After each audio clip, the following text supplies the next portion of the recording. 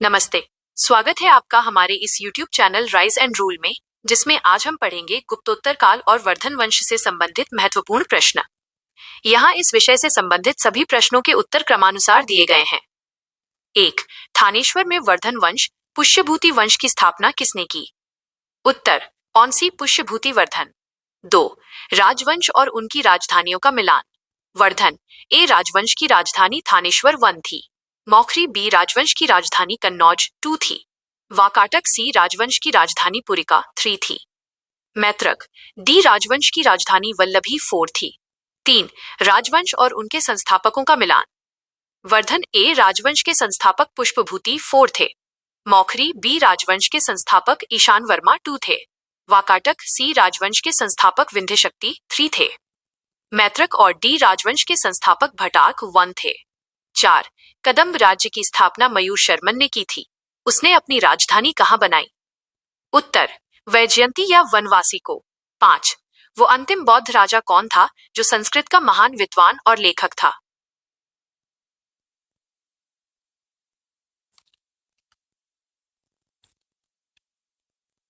Uttar: of D Harshvardhan. 6. Harshacharita किसके द्वारा लिखी गई थी? उत्तर: ऑफ बी बाणभट्ट। 7. हर्षवर्धन के समय में कौन सा चीनी तीर्थयात्री भारत आया था?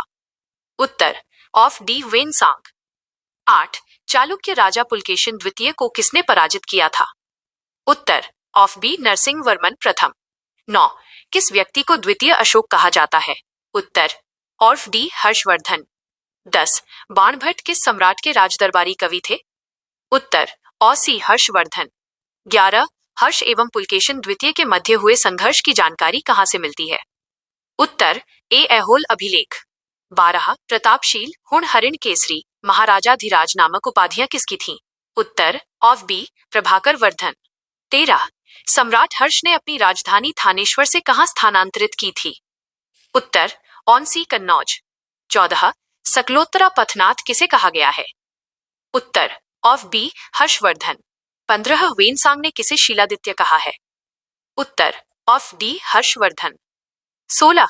गुप्त वंश के ह्रास के पश्चात उत्तर भारत में बड़े भाग का पुनर्गठन किसने किया? उत्तर: ऑन सी हर्षवर्धन। 17. बंगाल का कौन सा शासक हर्ष का समकालीन था? उत्तर: ओ ए शशांक। 18. चालुक्य शासक पुलकेशिन द्वितीय ने किस नदी के किनारे हर्षवर्धन को परास्त किया था? उत्तर: ऑन सी नर्मदा के। 19. हर्ष के शासनकाल में उत्तर भारत का सबसे महत्वपूर्ण शहर कौन सा था? उत्तर: ऑन सी कन्नौज। 20. हर्ष की जीवनी किसने लिखी? उत्तर: और बी बाणभट्ट। 21. हर्षवर्धन अपनी धार्मिक सभा कहाँ किया करता था? उत्तर: और बी प्रयाग। 22. वर्धन वंश की राजधानी थानेश्वर किस प्रदेश में स्थित है? उत्तर: ऑफ बी हरियाणा। 23. हर्षवर्धन की बहन राज्यश्री का विवाह किसके साथ हुआ था? उत्तर: ऑफ बी मौखरी नरेश ग्रह वर्मा से। 24. हर्षवर्धन के अग्रज राज्यवर्धन द्वितीय की हत्या किसने की थी? उत्तर: और बी गॉड नरेश शशांक। 25. हर्षवर्धन ने 606 ईस्वी में हर्ष संवत की स्थापना किस उपलक्ष्य में की थी? उत्तर: ऑफ ए अपने राज्यारोहण के उपलक्ष्य में। 26. कौन वर्धन वंश की राजधानी थानेश्वर से कन्नौज ले गया? उत्तर: ऑफ ए हर्षवर्धन। 27. कन्नौज किस प्रदेश में स्थित है? उत्तर: ओ ए उत्तर प्रदेश। 28. वेनसांग की भारत में यात्रा के समय सूती कपड़ों के उत्पादन के लिए सबसे प्रसिद्ध नगर था? उत्तर: बी मथुरा। 29. कवि बाणभट्ट निवासी था? उत्तर: बी थानेश्वर का। 30. नागानंद का रचनाकार कौन था? उत्तर: और बी हर्षवर्धन। 31. सम्राट हर्षवर्धन ने 2 महान धार्मिक सम्मेलनों का आयोजन किया था? उत्तर: ए कन्नौज व प्रयाग में। 32. नागानंद रत्नावली एवं प्रियदर्शिका नाटकों के नाटककार थे? उत्तर: डी हर्षवर्धन। 33. गुर्जरों को किस शासक ने पराजित किया? उत्तर: औसी हर्षवर्धन। 34. आज भी भारत में वेनसांग को याद करने का मुख्य कारण है? उत्तर: डी सियुकी की रचना। 35. हर्षवर्धन के विजयी जीवन में एकमात्र पराजय देने वाला पुलकेशिन द्वितीय कहाँ का शासक था? उत्तर: और ए वातापी बटामी। 36. हर्षवर्धन ने अपनी पुत्री का विवाह वल्लभी नरेश से किया? वल्लभी नरेश का नाम था? उत्तर: और ए ध्रुवसेन द्वितीय। 37. 641 ईस्वी में किसने चीन के राजा ताइत्सुंग के पास एक राजदूत भेजा? उत्तर: ऑफ डी हर्षवर्धन। 38 हर्षवर्धन की मृत्यु के तुरंत बाद चीनी राजदूत जिसने घटनाक्रम का विस्तार से वर्णन किया। उत्तर ए वांगवेन से। 39 किस चीनी यात्री को वर्तमान शाक्य मुनि एवं यात्रियों में राजकुमार कहा जाता है? उत्तर ऑफ बी ह्वेनसांग। 40 ह्वेनसांग भारत में लगभग कितने साल रहा? उत्तर अंसी 14। 41 हर्षवर्धन ने कहा महासभा का आयोजन 643 ईस्वी में करवाया?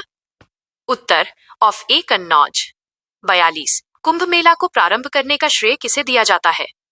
उत्तर ऑन सी हर्षवर्धन। 43 नर्मदा नदी पर सम्राट हर्ष के दक्षिणवर्ती अग्रगमन को किसने रोका? उत्तर ऑफ बी पुलकेशन द्वितीय ने। 44 किसने नालंदा विश्वविद्यालय को 100 ग्रामों की आय दान स्वरूप दी? उत्तर ऑफ डी हर्षवर्धन। 45 रचना और रचनाकारों का मिलान। हर्षचरित और कादंबरी और ए के रचनाकार बाणभट्ट 4 हैं। नीतिशतक, श्रृंगार शतक और भक्तिशतक और बी के रचनाकार भर्तृहरि 2 हैं। सूर्य शतक सी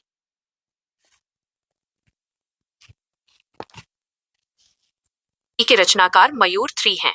प्रियदर्शिका, रत्नावली और नागानंद और डी के रचनाकार स्वयं हर्षवर्धन 1 है। 46 निम्नलिखित में से कौन हर्षवर्धन के दरबार से संबद्ध नहीं था? उत्तर ऑफ बी कालिदास। कालिदास गुप्त काल के प्रमुख कवि थे जो हर्ष के काल से काफी पहले हुए थे। 47 कथन और कारण। उत्तर ए और आर दोनों सही हैं तथा आर ए की सही व्याख्या करता है।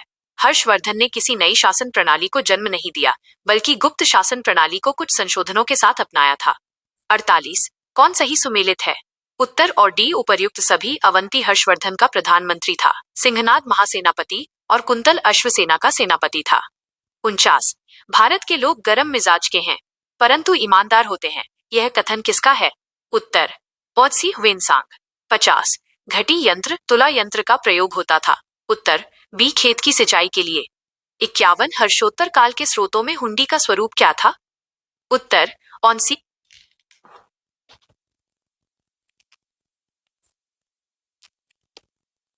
विनिमय पत्र।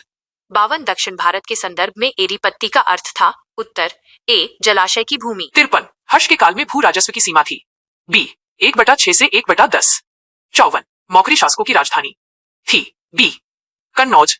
55 सीयू की नामक यात्रा विवरण निम्नलिखित में से किससे जुड़ा है? डी ह्वेनसांग। मौर्योत्तर काल से संबंधित 55 प्रश्न खत्म हुए। अगली वीडियो में हम फिर मिलते हैं, तब तक के लिए नमस्कार।